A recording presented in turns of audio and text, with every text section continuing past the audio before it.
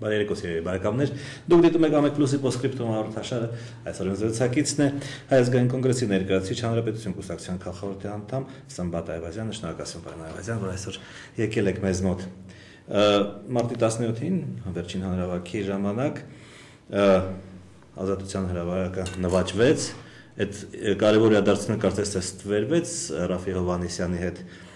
կապված խնդիրներով, բայց այնուամենայնիվ դուք վերջնականապես նվաճեցիք Ազատության հրապարակը, թե ամեն միտինգից հետո պիտի նորից նվաճեք։ Շնորհակալություն պարոն Աբրամյան, վաղուց ես կենթանի խոսքով չեմ կարողացել շփվել մեր հասարակության հետ, շնորհակալություն որ ինձ առիթ տվեցիք, շնորհակալություն նաև այն բանի համար, որ ընտրեցիք մի ժամանակ, երբ որ երկիրը մեր պետությունը կանգնած է խոշոր փոփոխությունների շեմին։ Ես կարծում եմ, որ արդեն սկսվելու է մեր նվաճումների ժամանակը, անկախ նրանից, թե նորից իշխանությունները կփորձեն թաքնվել երեխաների կարուսելների ետևում քաղաքապետը եւ Սերժիկ Սարգսյանը կփորձեն թաքնվել այնտեղ, թե կթույլատրեն, դա իրենց խնդիրն է։ Մենք անհրաժեշտ բային ցույց տվեցինք, որ ցանկացած բային կարող ենք այն նվաճել եւ մեր հանրահավաքները անցկացնել այնտեղ։ Մենք որևէ խնդիր չենք տեսնում եւ ես դա չեմ կարևորում։ Մենք ամբողջ հասարակությանը ցույց տվեցինք, որ ընդդիմությունը այդպիսի խնդրեմ չունի։ Ցանկացած բային կարող է այնտեղ անցկացնել։ Դուք կարևորում եք այնուամենայնիվ այնտեղ անցկացնել, որտեղ դա սիմվոլ է եւ այլն, չէ՞։ Իհարկե կարևորում ենք, նաեւ շատ են կարևորում, որ գործող իշխանությունները իրենք թույլ տան դա։ Որ իրենք վերջնականապես հասկանան, որ սահմանափակումներով երկիրը ոչ մի բանի չի կարող հասնել։ Ազատություններ են պետք ժողովուրդներին, բոլոր ժողովուրդներին մենք տեսնում ենք անազատությունների հետևանք արաբական աշխարհում ինչ է։ Ես գոնե Թունիսում եւ Եգիպտոսում դրանք բավականին նորմալ կարելի ասել, այսպես ավարտ ունեցան, իսկ Լիբիայի վիճակը մենք տեսնում ենք ինչ է։ Ես չէի ցանկանա, որ մեր երկիրը հանկարծ նմանվեր դրան։ Այնտեղ էլ տասնյակ զոհեր եղան Թունիսում եւ Եգիպտոսում, այսինքն Թունիսում չեղան։ Խնդիր այսպիսի բռնությունների մասին, այսինքն իշխանության հնարավոր բռնությունների մասին։ Երբ այսպիսի զանգվածային իր միջոցառումներ են լինում, հա, ասենք թե դուք ասում եք 100,000, բայց տասնյակ հազար մարդիկ դուրս են գալիս փողոց։ Արդյոք պատրաստ է իշխանությունը բռնություններ կիրառել, ասենք թե ազատության հրապարակ չփթողնելու համար։ Եթե պատրաստ է լինի օկեբանորեն, ի վիճակի չի լինելու այդքան մարդու նկատմամբ բռնություն կիրառել, ինչ պետք է անի, ոչ մի բան չի կարող անել։ Դե այնտեղ դուք պատկերացրեք ինչպիսի էներգետիկա կա հանրահավաքի ժամանակ։ Այդ էներգետիկայի դեմ ոչ մի ուժ չի կարող կանգնել։ Ամբողջ իրենց ուժերը իշխանությունները նույնիսկ մոբիլիզացնեն, իշխանական ասենք այդ կուսակցությունների ուժերն էլ իրենց հետ մոբիլիզացնեն, մեկ է որևէ բան չեն կարող նրանք անել։ Եթե մենք ցանկանանք, դա կանենք։ Բռնի ուժով, եթե մենք ուզենանք ազատության հրապարակում հանրահավաք անել կանենք, բռնի ուժով եթե ուզենանք նստացույց անել կանենք եւ այսպես դրա շարունակությունը։ Երկխոսությունը իշխանության հետ սկսված է, ոմանք գրում են, որ արդեն քանի որ թողեցին Ազատության հրապարակում միտինգ անել եւ ընդհանրապես վերջին շրջանում կարծես թե ոստիկանության հետ բախումներ չկան, խոշոր բախումներ չկան, երկխոսությունը արդեն սկսված է իշխանության հետ, սկսված է թե չէ։ Ես կարծում եմ, որ սկսված չէ, ուղղակի դիրքային պայքար է գնում այժմ։ Վերջին հանրահավաքից հետո գնդակը կարծես իշխանության դաշտում եւ իրենք պետք է որոշեն իրենց քայլերը։ Ընդդիմությունը դրա հնարավորությունը տվել է, որից հետո ընդդիմությունը հետո կճշտի իր տակտիկան, թե ինչ քայլերով է ինքը առաջ գնալու, դանդաղ է առաջ գնալու, շատ արագ է առաջ գնալու, միանգամից է առաջ գնալու։ Այնպես որ այս օրերին իշխանությունների համար շատ ծանր ժամանակ է եւ նրանք պետք է ինքները կողմնորոշվեն երկիրը որ ուղղությամբ է գնալու։ Առաջին նախագահը 3 պահանջ ներկայացրեց, որոնցից մեկը կիսա Ազատության հրապարակում կիսա կատարվեց, առաջին 2-ը կարծես թե չեն կատարվում, այսինքն առայժմ մենք ունենք քաղբանտարկյալներ, չէ, առայժմ մարտի 1-ի հանցագործությունների, այսինքն սպանությունների բացահայտման առումով որևէ առաջընթաց չկա։ Դուք ակնկալում եք, որ մինչև ապրիլի 8-ը այստեղ առաջընթաց կլինի։ Ես կարծում եմ, իրենք քաղբանտարկյալների արծով մինչև ամսյութը ռեալ քայլ պետք է անեն, ռեալ քայլ։ Ես մարտի 1-ի հետ կապված հանձնաժողովը հասկանում եմ, դա ինչ է նշանակում իշխանությունը, դժվար է հիմա իշխանությունների համար նորից այդ հանձնաժողովի գործունեությունը բացել, որտեղ դա կարծես թե միանգամից պետք է բացահայտվի բոլոր մեղավորները, իսկ մեղավորները ես կարծում եմ, չգիտեմ, հանրավակում կոնգրեսի առաջնորդ Լևոն Տեր-Պետրոսյանը կամ մյուս լիդերները ինչպես են պատկերացնում, իմ համար ակնհայտ է, որ մարտի 1-ի գլխավոր պատասխանատուները դա Ռոբերտ Քոչարյանն եւ Սերժ Սարգսյանի երկերակն է։ Այնպես որ եթե մենք ուզում ենք բացահայտում, ուրեմն հանձնաժողովը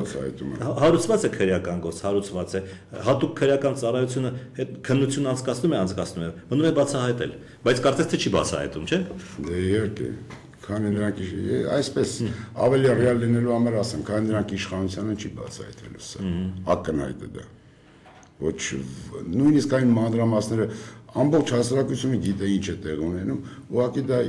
իրավական ձևակերպում չի ստանում։ Սա է, այնտեղ բացահայտելու որևէ խնդիր չկա։ Նույնիսկ ես կարծում եմ, որ այդ հանձնաժողովը կամ ասենք, չգիտեմ ինչը որ պետք է ստեղծվի, նա համարյա անելիք չունի։ Նա ուղղակի միայն ձևակերպում պետք է տա։ Ռաֆիի հետ ինչ խնդիրներ առաջացան, որ այդքան բուրը քննարկումներ տեղի ունեցան։ Դուք ձեր մեկնաբանությունը տվեք, հա։ Ես ինքս այցելել եմ Ռաֆի Հովհաննիսյանին իմ բարոյական պարտնեմ համարել եւ այցելել եմ, երբ որ ես ազատազրկված էի, մեկուսարանում իմ հացադուլի ժամանակ այցելել եմ Ժառանգության կուսակցության ներկայացուցիչ պատգամավորները, իհարկե Ռաֆի Հովհաննիսյանը չի այցելել, ինչ չի եկել, բայց ես հաշվի ճառադա եւ ինքս այցելեցի։ Այս Ռաֆու հետ կապված այս խնդիրը իմ կարծիքով իշխանությունները իրենց կորցրել են, չգիտեն ինչ քայլեր անեն եւ հիմա ինչպես ազատության հրապարակ թույլ չտալը սպառվում են նրանք երեխաների կարուսելների ետևում, իբր երեխաները այնտեղ միջոցառումներ են անցկացում, դրա համար ազատության հրապարակը չենք տրամադրում, այնպես էլ իրենք քանի որ չգիտեն իրենց անելիքը որոշումը, հիմա արհեստականորեն այս խնդիրն են բարձրացրել Ռաֆի Հովհաննիսյան, կոնգրես կամ ասենք այդպիսի բաներ։ Ես որևէ լուրջ բան չեմ տեսնում, այստեղ լուրջ խնդիր չեմ տեսնում։ Ուղղակի ամբողջ խնդիրը թյուրիմացիոնը գիտեք ինչից եկավ։ Ամսի 15-ին Ռաֆի Հովհաննիսյանը հացադուլ հայտարարեց հստակ չբացատրելով ինչի հետ կապված է։ Հիմա Ժառանգության մեր գործընկերները մի շաբաթ է փորձում են հասարակությանը բացատրել, թե ինչի համար է Ռաֆի Հովհաննիսյանը հացադուլ հայտարարել։ Այ եղբայր, միանգամից հստակ մաքուր հայերեն ու պարզ բացատրել հացադուլի խնդիրները, նպատակները, հետո գնալ ասում է որ բացատրել է։ Համնային դեպս ինքը ասում է որ պահանջում է Սերժ Սարգսյանի հրաժարականը, դուք ասում եք պահանջում եք Սերժ Սարգսյանի հրաժարականը։ Արդյոք դա բավարար չի ձեզ իրար դաշնակից տեսնելու համար։ Ես որևէ խնդիր չեմ տեսնում, եթե ինքը դրա համար է հացադուլ նստել, ուրեմն որևէ խնդիր չկա, ու խնդիր չի կարող լինել, այապակային կտեսնեք։ Դուք եք եղել քաղբանտարկյալ, հա, եւ իրավական ինչ որ քայլերի դիմել եք, այսինքն Եվրոդատարան կամ չգիտեմ եւ այլն, եւ ինչ իրավական վիճակում է ձեր գործը։ Ես որքան ինֆորմացված եմ փաստաբաններից, այժմ Եվրոդատարանը վարույթ է վերցնում իմ հետ կապված գործը։ Դուք հիշեցրեք ինչու եք մեղադրվել, զանգվածային անկարգություն եք կազմակերպել։ Ոչ, ինչ որ ոստիկանի հրել եմ։ Այն ոստիկանների, որոնք 4-5 ժամ ինձ այդ միլիցիայի բաժանմունքում սուրճ էին հյուրասիրում, որոնք ասենք պատրաստ են, չգիտեմ, իմ կոստյումը վերցնել, կախել, հագցնել կամ ես ինչեր անել, հետո հանկարծ պարզվեց որ հրել եմ այդ ոստիկաններին։ Եվ նրանք այդպիսի ցուցմունք են տվել դատարանը, որ դուք նրանց հրել եք։ Ահա։ Լավ, հիմա դուք պատրաստվում եք պայքարել այնուամենայնիվ ոչ օրինական, ոչ իրավական ձևով դուք ազատազրկվել եք, չէ՞։ Պատրաստվում եք պայքար մղել, թե ձեզ համար մեկ է, այսինքն թքածուն եք այդ բանի վրա։ Անպայման իրավական դաշտում ես ինքս ենթադրենք օրինակի համար կարող եմ պատժել այդ մարդկանց, որոնք ոչ մարդկային, ոչ հայավարի իրենց պահեցին, դա կլինի դատավոր, դատախազ, ես միջ, բայց ես այդ քայլերին չեմ դիմելու։ Ես օրինական դաշտում պայքարելու եմ, ոչ թե իմ իրավունքները վերականգնելու համար, այլ այդ մարդկանց պատժի ենթարկելու համար, որ դրանից հետո պետք է հասկանան մարդիկ այդ նույն դատավորները, փափուկ կյանքը այնքան հեշտ բան չի, իրենք ամեն ստորության գնաց այդ դատավորը, դատախազության աշխատողը, քննիչ այդ ոստիկանության աշխատողները ինձ ազատազրկելու համար, բայց հետո ինքը պետք է պատժի, որ նրա երեխան հասկանա, որ իր հայրը անպետք մարդ է, այս հասարակությանը պիտանի չի այդ մարդը, գնահատական պետք է ստանանա։ Ենթադրենք գիտեք ինչու՞մն է հարցը, Եվրոդատարանը ենթադրենք ընդունում է որոշում, որ Սմբատ Այվազյանը դատապարտվել է արդարության իրավունքը խախտելու, այդպիսի բանն են, չէ՞, ձևակերպում։ Եվ Հայաստանի Հանրապետության պետությունը, ասենք 10,000 կամ 30,000 եվրո պետք է վճարի, բայց Հայաստանի Հանրապետությունն է, այսինքն հարկատուներն են վճարել, ոչ թե դատավորը։ Դատավորը կարծես թե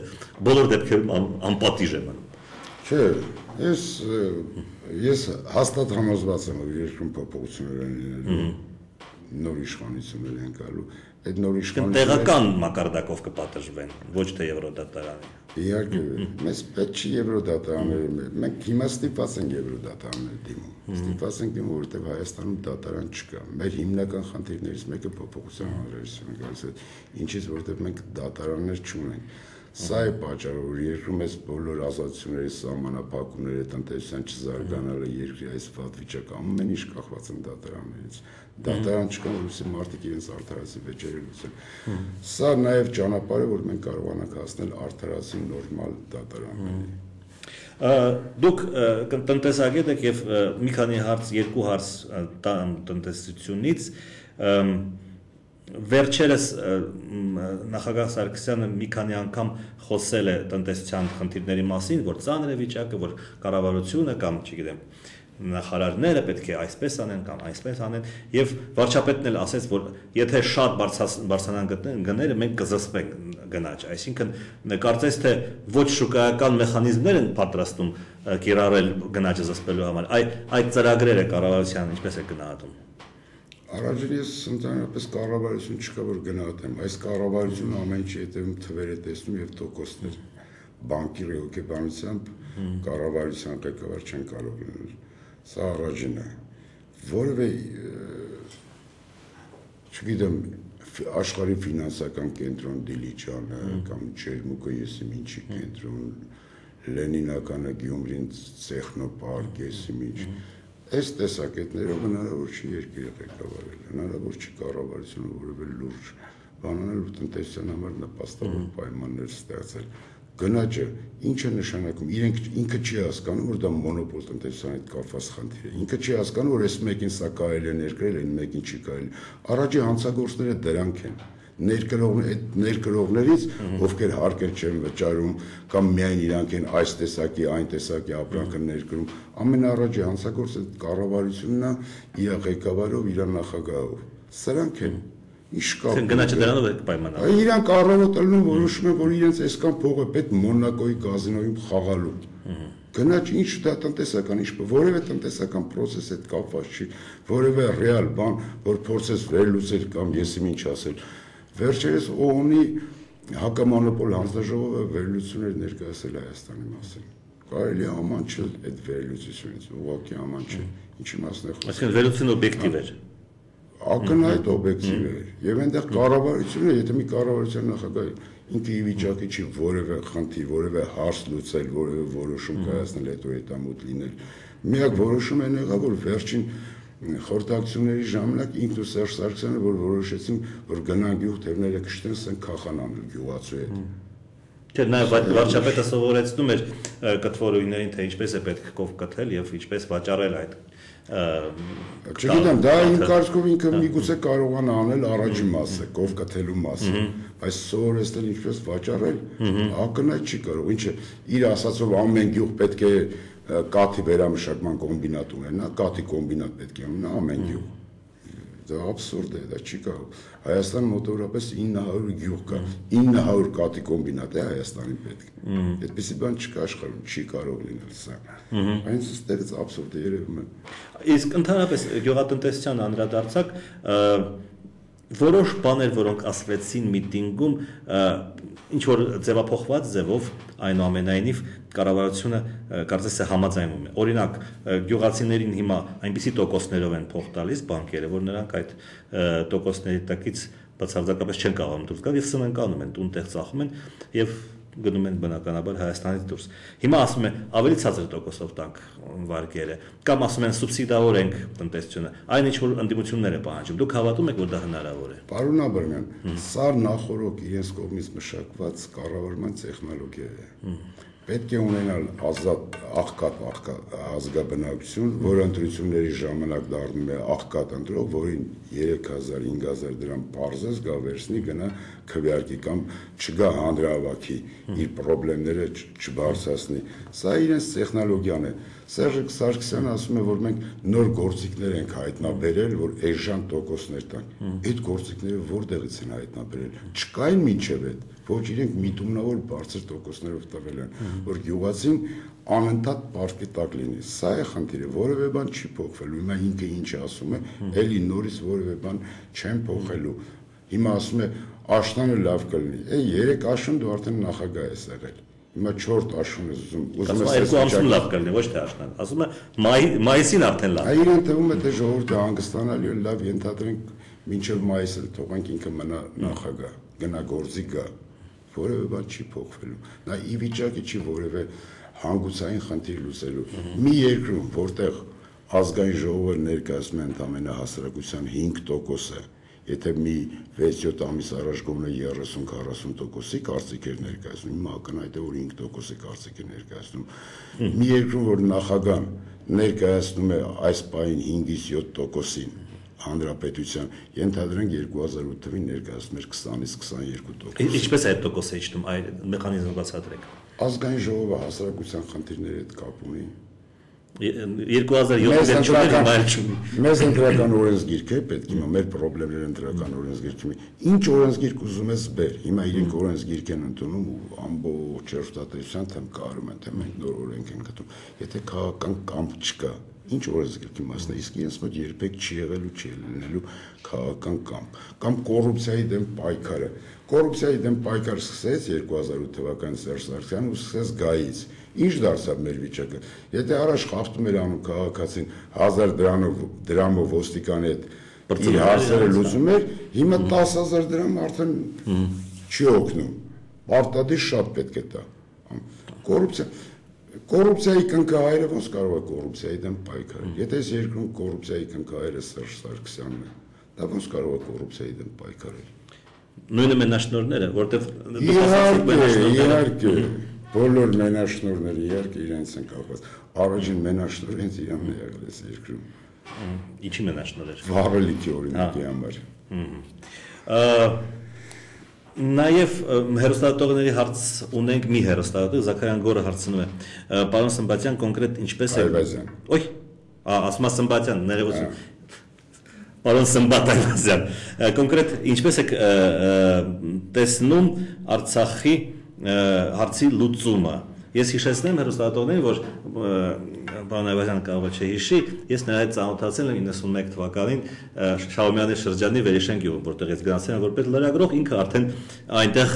ինքնապաշտպանության հարցերով էր զբաղվում այսինքն այդ հարցը ձեզ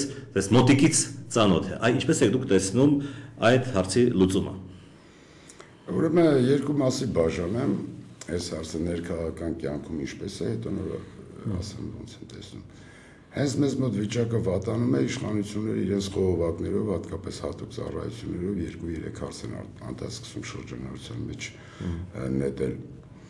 Առաջին հարցը Սերժ Սարգսյանը գերտերություններին խոստացել է, որ ինչ-որ թուղթ պետք է ստորագրի եւ նրան պահելու են իզուր տեղը որևէ բան մի արեք։